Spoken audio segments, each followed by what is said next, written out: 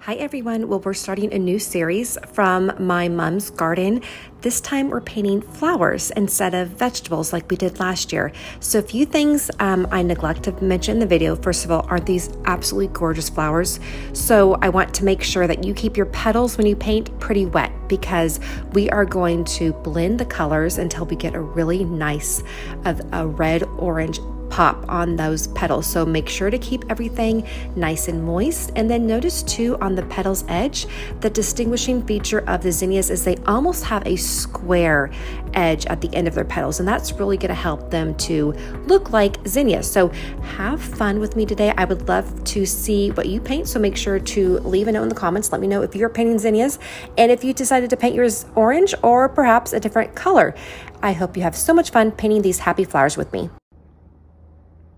Hi everyone. Well, we are back with a new series. So last summer I did a series of paintings from my mom's vegetable garden, and this summer I thought we would do a series of the flowers from her garden. And she has so many flowers growing and blooming this year. She loves zinnias, and I know we've painted zinnias last year, but I just think that returning to favorite flowers and painting them over and over is just like eating your favorite food, baking your favorite cookies, reading your favorite book, right? Some things are just better with as each time you experience them or practice them. So this year though, I thought we're going to paint some orange zinnias. They're just popping up. I know in the video, there's just all sorts of flowers. So let's do some orange ones today. And I have one that's budding and a big one, and then just a little one. We're gonna just use really soft colors. We're gonna use a permanent green. I'm changing my setup up a little bit just as I'm in a temporary space. So I'm hoping this will all work out really well. I'm going to start actually by laying just a little bit of this permanent green down. It's a real nice light green, as you can see, and I'm going to actually lay down some yellow too. But I just want to get that initial color going in here. Laying that down. Really, really pretty. I was using a micron pen, a size 08, just so partly you can see it better versus when there's just pencil. This also creates that sense of, when you don't have a lot of time for painting, we're painting in the margins of life for this YouTube. My goal for this YouTube, all these YouTube sessions, is that for the most part, they're paintings that you can do in an evening, in a morning perhaps, early, maybe sneaking in some quiet time on the weekend.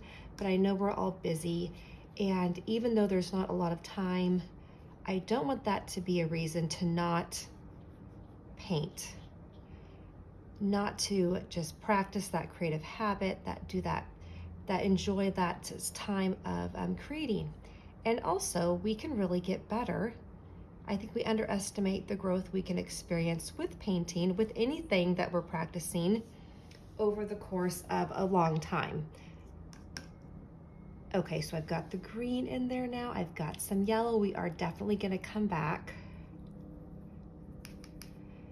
and add some more in. Speaking of getting better at things, I was listening to someone talk about what you've probably heard too, that we often underestimate. We overestimate what we can get done.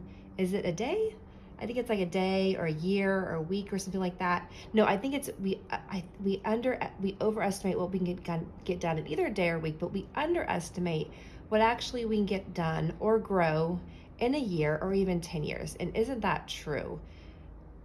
I was moving, as I talked about last week, and pulling out all the paintings. I actually need to go through them and probably just dump a lot of them. I'm gonna add just a little bit of green in here where this new bud is not quite peeking out yet. We'll put a little color right up at the top. Okay, I'm gonna actually grab the yellow again.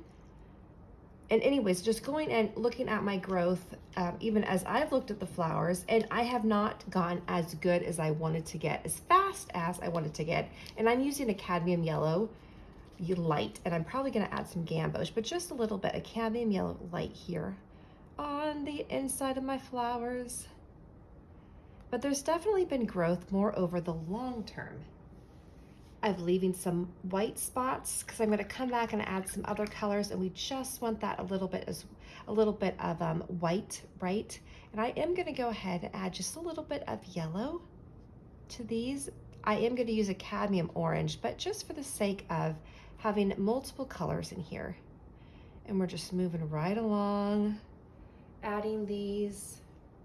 I'm gonna pick up that cadmium orange now.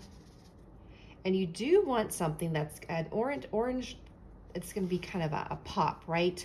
Because you saw those zinnias. Zinnias are a pop of color in the garden. They are not subtle at all.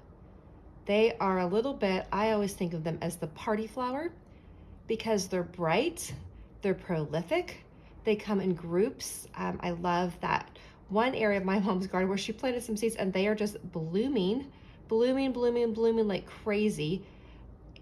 And there was some that she planted last year's, and I think they came back up again. There's a bunch of volunteers, so they're the party that just doesn't stop. And when summertime comes out, even though it's super hot in California, I think they had triple digits this week, I think 107.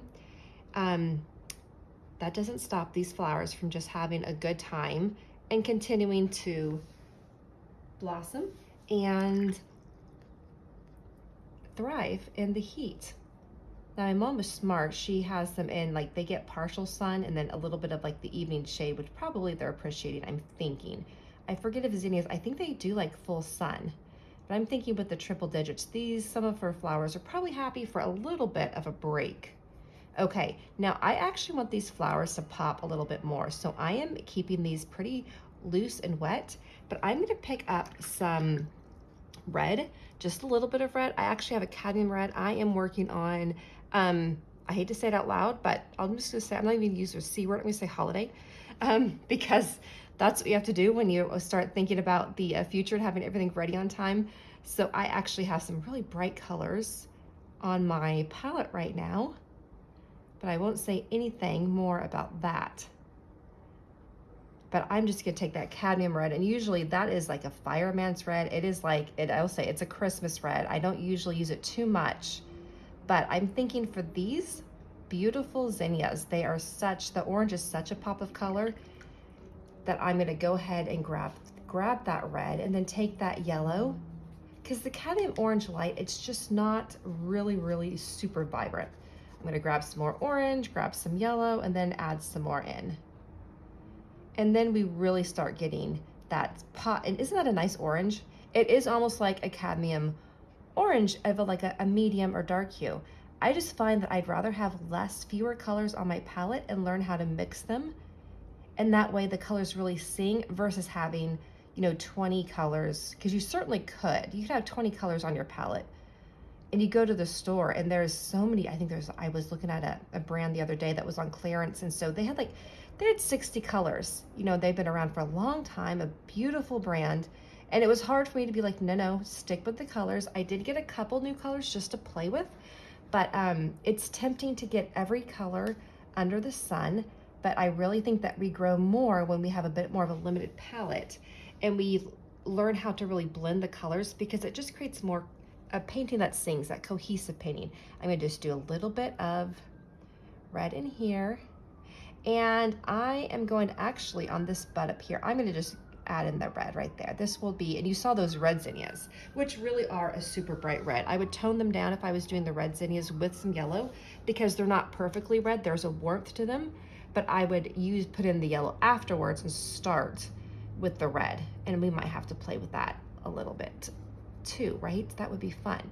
So, okay, so now we have these, and this is looking super nice, and it's coming together beautifully. Now, for the sake of time, I'm not gonna do the background, but I will do some splatters. So just with what I have on my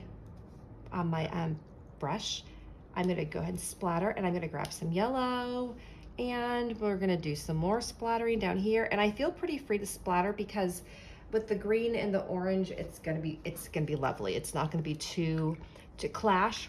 Because I'm not splattering the red. The red and the green, of course, would make a brown, which we would not be happy about. But this way, I don't need to worry about that. But I'm gonna pick up some more green.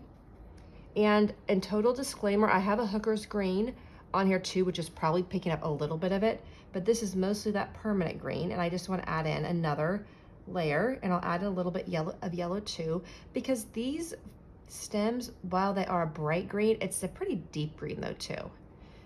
It's a very nice green. So I'm gonna pick up some more green, adding that down here, and adding that line that I see going down the leaf. This looks really good. I'm hoping my hair is not getting in the way of the recording. That happens sometimes. But we are really almost finishing up here. I think partly I've done these flowers enough where it feels almost like a homecoming of sorts. When sometimes I come back to painting zinnias, they're just such a familiar and most beloved flower. Partly I think it's because my mom loves them. I always think of her a lot when I'm painting them. I'm gonna just dab this in.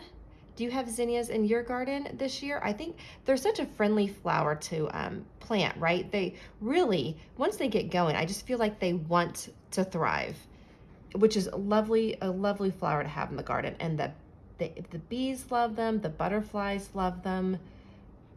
So they're just really, really happy.